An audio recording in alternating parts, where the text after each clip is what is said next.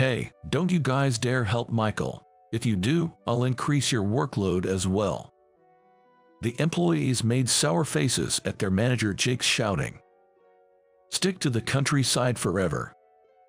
With such a shout, the troublesome 3-day inspection came to an end, and a sigh of relief was heard from the branch office employees. You endured well. It's all for the sake of the branch. Saying this with a smile, he was thanked and appreciated by the other employees. 2 days later, I was called to the head office. The sound of leather shoes clicked as I walked. Dressed in a branded custom-tailored suit and with my hair neatly arranged, the assembly buzzed at my appearance. Most of the murmurs were about who I was. Chairman Thompson began to speak. From today, my grandson will be the new president, and this is the president of this company from now on, Michael Johnson. It's an honor to receive such a privilege after working at a different branch for so long. I may not be at the head office often, but I look forward to working with you all. What? After standing confidently in front of the microphone and delivering my speech, applause broke out. When I looked up, I locked eyes with Jake. He was clearly confused and, at the same time, furious, his face turning red with anger. I am Michael, a 45-year-old rank-and-file employee of the company. I guess you could say I'm one of those employees that have been put out the pasture. I was surprised when I got a job at a major company at 22. I worked hard aiming for higher positions. However, before I knew it, I was transferred to the countryside, and since then, I've never been called back to the head office, and here I am at this age. I suppose I'm a laughingstock at the head office, but there's no one like that here in this quiet and peaceful local branch. I liked working in this calm and quiet region. Above all, it was good to be able to commute from my parents' house. A few years after I got a job, my father passed away suddenly, and I went back home. My parents were a close couple for many years. My mother was busy with funeral preparations, but once the series of events was over and calm returned, she fell. While I was taking time off for the funeral and to care for my mother, suddenly I found myself transferred to a local branch. It was bothersome to be pitied by others when I went back to the head office to collect my belongings. Demoted within a few years of joining, what did he do? Did he get in through some misconduct? He does look like a country bumpkin. Ignoring the whispered conversations, I calmly cleared out my desk and headed to the branch office. Though people talked about demotion, honestly, I was relieved. I didn't want to leave my ailing mother alone at home. Being transferred to my hometown was a blessing in disguise for me. I was planning to resign and look for a job locally if necessary, but my mother opposed it. Moreover, I kept extending my leave out of concern for my mother, and so I believed the demotion was inevitable. This small branch was said to be a place where once you settled in, you couldn't expect a promotion, but the employees were all nice people, and they understood my situation with my mother's nursing. It was a much easier environment to work in than the head office, where everyone was competing and never at ease. 20 years have passed since then. I am satisfied with my life in this area. Michael, this is for you, from my home. First thing in the morning, an employee who had just arrived put a cardboard box filled with a large quantity of vegetables on my desk with a thud. Well, that's a lot, are you sure? When I was pleased, the young employee smiled brightly and said, "I always appreciate your help," before returning to his own desk. This branch has many people who were deemed unnecessary by the head office and transferred here, but generally, new employees are hired locally. Perhaps because of this, many employees come from families of farmers or dairy farmers. Thanks to this, I can provide my mother with fresh vegetables and eggs. After losing my father, my mother fell and was bedridden for a while, but as time passed, she now lives a calm life at home. However, perhaps due to the impact of being so weak at one point, she's not exactly bursting with energy. and it feels like she's recuperating at home. Still, I think she's found her own peace, tending to the flowers in the garden and carefully nurturing the fruit trees, which were my father's hobby. She does the household chores when she feels up to it, but I generally handle them, and I've come to pride myself on my proficiency. What's this? Smells like the countryside in here. As he said this, Jake from the head office walked into the office. We were supposed to have been hired in the same cohort, but to be honest, I don't remember much about him. However, he seems to find it hilarious that I, same age as him, am in this branch office, and he takes every opportunity to mock me. He is a troublesome character.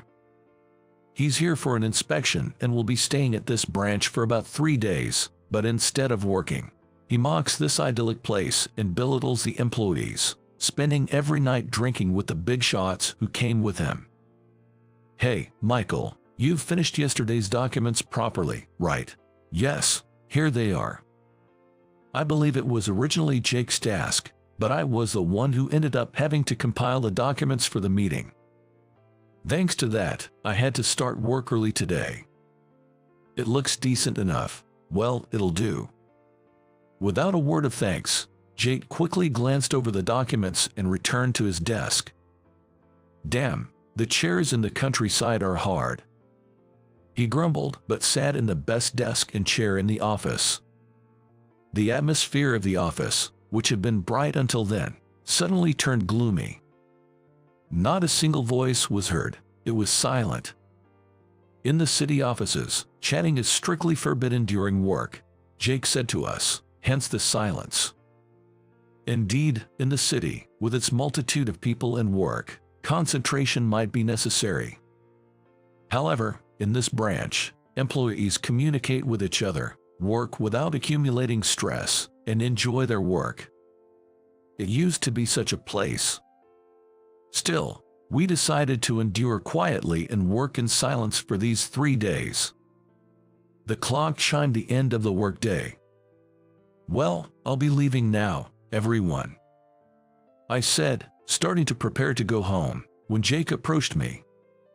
What are you talking about? There's still work to be done. But I've completed all the tasks for today, and overtime isn't encouraged. Shut up. It's normal to work overtime if there's work left. Jake's palm slammed down on my desk with a bang. The others will stay too, right? Glared at by Jake, a few employees who were preparing to leave reluctantly returned to their seats. Among them were those who had chores at their family homes to attend to. That's why, unless absolutely necessary, this branch has no overtime. Unless it's an urgent matter, today's work is done today, and what can wait until tomorrow is done tomorrow. If someone is swamped with work and looks like they'll have to do overtime, someone else who has some leeway helps out. That's how we managed our work. Just because there's still work doesn't mean we have to force ourselves to do it all today. That's the understanding here. Jake, I'm sorry, but some of them have to help out with their families' businesses. At my words, Jake sneered nastily and said, then, you'll stay and finish their work. He turned to the other employees with a dismissive gesture. Go on, you all can go home. Michael will take care of everything left. No, but Michael, your mother is. Then you all should take care of her instead. Leave. After snorting, Jake returned to his desk, and the others, looking guilty, left their work on my desk and left. After making sure all the employees had left, Jake said, you'll finish all this work before you go home, and left the office with a mocking tone. He's probably heading out to the nightlife with the other big shots from the head office. I sighed heavily at the mountain of work piled up in front of me. But if I don't get this done, it's the other employees who will suffer. They left apologizing with faces full of regret, saying I'm sorry. Some of them might have even gone to check on my mother. I need to do this for the sake of these kind people. I informed my mother via text that I would be late and returned to my work. After working overtime, I came home quite late, only to be welcomed by my mother. She had prepared dinner, and while I was happy to enjoy her cooking after a long time, I worried that it might have been a burden on her, given her frail health. As I feared, my mother wasn't feeling well the next morning. I considered taking a day off, but since she didn't have a fever and only felt lethargic, she insisted I go to work. I told my mother to rest well today before I left for work. Upon arriving at the office, I noticed a crowd around my desk. What could it be? As I approached, curious, Jake noticed me and called out loudly before anyone else could speak. "Michael, I've prepared some work for you today. Be grateful," he said with a loud laugh, slapping my desk. I sighed heavily. Through the gaps, I saw a towering pile of documents on my desk. Nowadays, most tasks can be handled on the computer, yet Jake insists on having similar work done on paper instead of digitally. Our branch is small. There are busy periods, but now isn't one of them. It was clear he was creating unnecessary work just to dump it on me. "Come on, it's time to start. Everyone else, get back to work," Jake bellowed, and the employees reluctantly returned to their desks. "I'll help you later." Gratefully acknowledging the employee who whispered to me in passing, I took my seat at my desk. Piles of paper, which seemed nothing but a waste, were stacked on my desk. As I stared at them, thinking about the unnecessary expense, Jake taunted me with a sneer. "Better get started, or you won't be able to leave, right?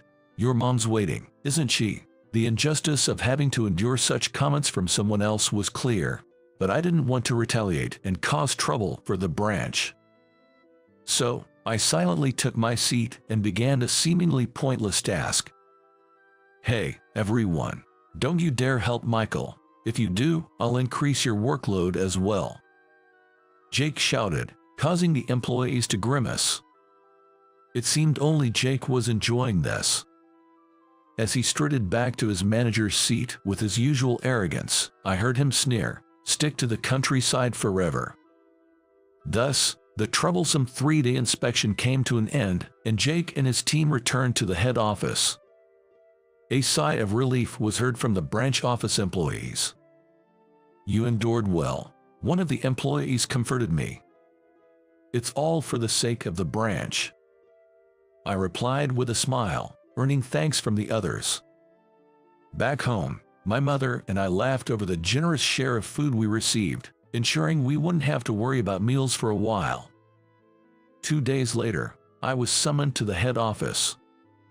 At a major corporation's head office, a weekly morning assembly is held. However, today's assembly was a bit different.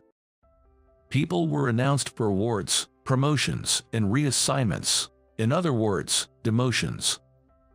This time, there was also an announcement from Chairman Thompson about the new president, making the gathered employees somewhat restless. Amid the murmuring crowd, the sound of a cane tapping silenced the room. Chairman Thompson, now 80 years old, ascended to the stage. He remains a charismatic figure supporting this large corporation. After completing the morning assembly's greetings without issue, he announced in a dignified voice, "Now, I will introduce the new president," bringing the room to a hushed anticipation. The click of leather shoes echoed. Dressed in a brand custom-made suit and with my hair neatly arranged, my appearance stirred the assembly.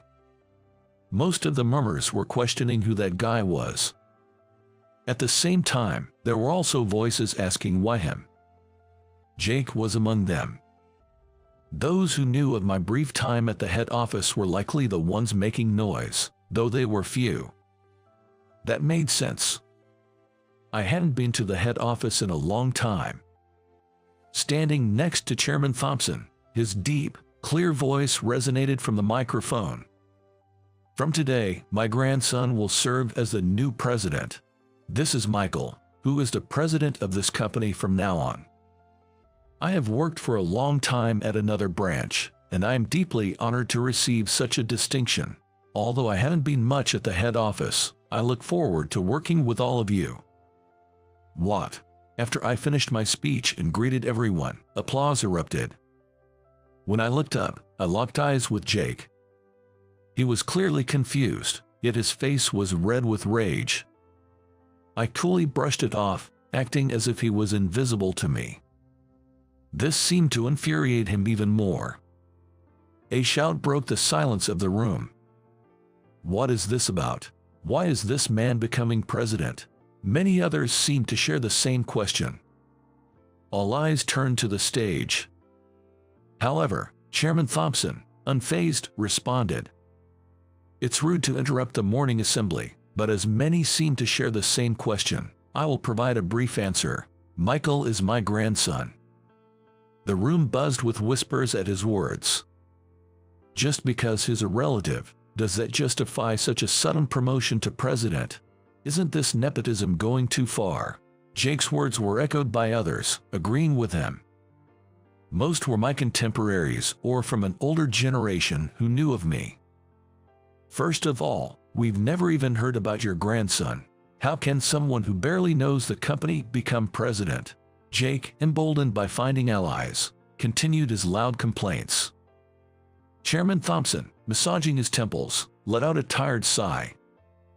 I took the microphone from Chairman Thompson, gave him a nod, and moved to the center of the stage. "Let me explain about that. I see some of you are agitated, but please listen quietly first." As my calm voice spread through the microphone, the commotion slowly settled, leaving only Jake glaring up at me spitefully. And so, I began to tell my story. Very few knew about me. Firstly, my father was the president of this company. I joined the company discreetly because I didn't want to be seen as riding on my father's coattails. Originally, my parents had eloped and started living in the countryside. However, to gain approval from Chairman Thompson, who was opposed to their marriage until the end, my father had many discussions and pleaded with him, eventually starting to work at a branch of the company in the countryside. From there, he dedicated himself to his work, gradually earning Chairman Thompson's recognition, and rapidly climbed the corporate ladder. Though he worked at the head office for a few years, he found it hard to live away from my mother and, with incredible performance, climbed further up the ranks, reconciled with Chairman Thompson, and became the president. Then, he returned to the countryside as soon as possible and began working remotely, mainly through emails and conference calls. He would go to the head office when necessary, but never left home for more than a week. Based in the countryside branch, most communications could be managed, so unless there were visitors, instructions from the branch sufficed. I joined this company wanting to support my father. This was a secret from both my parents, and when I announced my job offer, they were both surprised and delighted. Then, a few years into my work at the head office, my father passed away suddenly. I rushed back home, and Chairman Thompson also came. That's when we discussed the future. My father, who wasn't particularly strong physically, seemed to have overworked himself, even with remote work. Upon hearing this for the first time, my grandfather apologized for the regrettable situation. My mother, both crying and laughing, said that this allowed us to reconcile. Then, she gathered herself and began to speak. First, it was decided that my mother would take over the presidency. Having assisted my father and being the daughter of a major corporate family, it was no problem for her to represent him. Chairman Thompson returned to handle matters like business partnerships. We wanted to avoid having my mother too prominently in the limelight as a female president. Given how visibly worn she was from my father's passing, both my grandfather and I opposed the idea of her going to the head office. As a result, while we managed in this manner for the time being, I worked at the branch and received education from my grandfather and mother on becoming the president. At the branch I was sent to under the guise of a demotion, I continued my education to become the next president, learning the ins and outs of the company, understanding various workflows, and subtly making my presence known among partners and clients, all under the guidance of those close to my father and grandfather. Then, there was the inspection last week. That served as my final test. It was to confirm whether I could handle the challenges and tasks given to me, which is why Jake, among other dignitaries, was present. Following the inspection, I received full endorsement to take on the role of president. And so, here I am standing before you. After finishing my explanation, I surveyed the hushed room. Lies, that's a lie. A loud voice suddenly erupted, startling everyone around. I had anticipated this reaction and quietly turned my gaze towards Jake. On what basis do you claim it's a lie? Well, but the grandson of Chairman Thompson, your names don't even match. I sighed at his response. As I mentioned, my parents married almost like loppers. Johnson is my father's surname. Indeed, if one looked at the organizational chart, they would see the name of the president listed as Mr. Johnson. It's understandable that a department head from one of the many subsidiaries, despite working at the head office, might not recall or have encountered the name of the company's president. You were just slacking off and got demoted. I mentioned that the reason I moved to the branch was due to my father's sudden passing, not a demotion, didn't I? It seemed my indirect way of saying he hadn't understood fell on deaf ears. Jake, his face turning red, stomped his feet in frustration. Additionally, during my tenure at the head office, I did fulfill my duties. Before taking any long breaks, I ensured all possible tasks were completed. I can vouch for that, as I was his supervisor at the time. One of the executives standing on the stage, Alex, gave his testimony. And as for my capacity to handle information, that was thoroughly verified at the branch, wasn't it? The work that seemed to be dumped on me as a form of harassment was something I managed to accomplish on my own, which he witnessed firsthand. Lies, I won't accept this. Jake spat out his final words like a curse, to which I responded with a smile. You're free to think what you like, but regardless, I am the president now, Jake. Jake's face twisted in humiliation before he collapsed to his knees, repeatedly pounding his fists on the floor. Security then arrived, grasping his arms and escorting him out of the hall, as silence returned to the room. My apologies for the disturbance. Let's continue with the morning assembly. Despite some lingering confusion, the assembly proceeded smoothly, eventually concluding to a round of applause.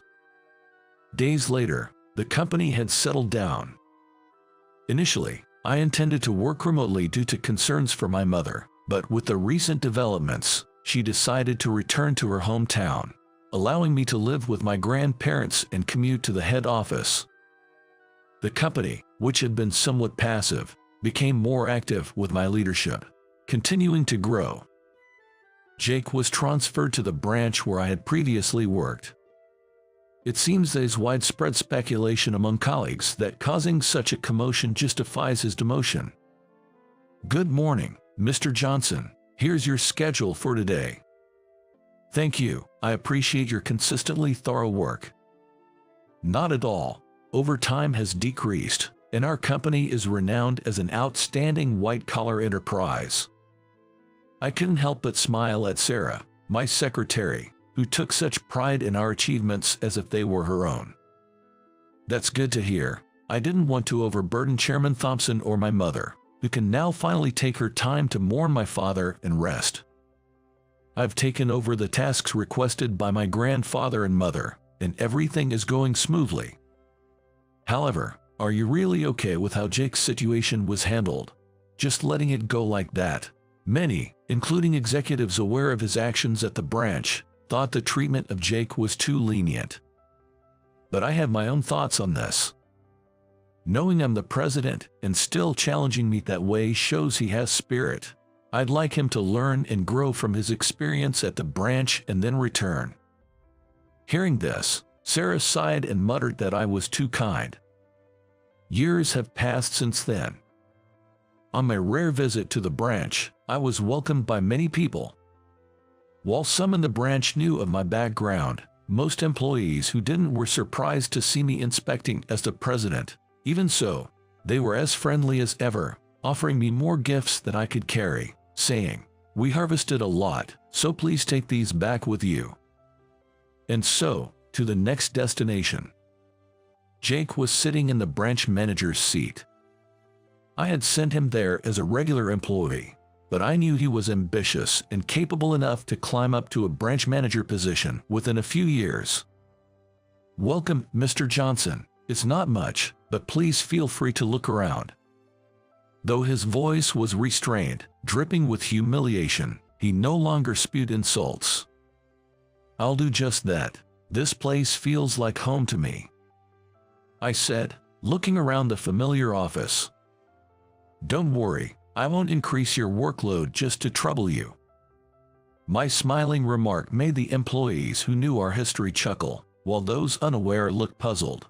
Jake alone hung his head in an awkward embarrassment, mumbling, "Please, no more.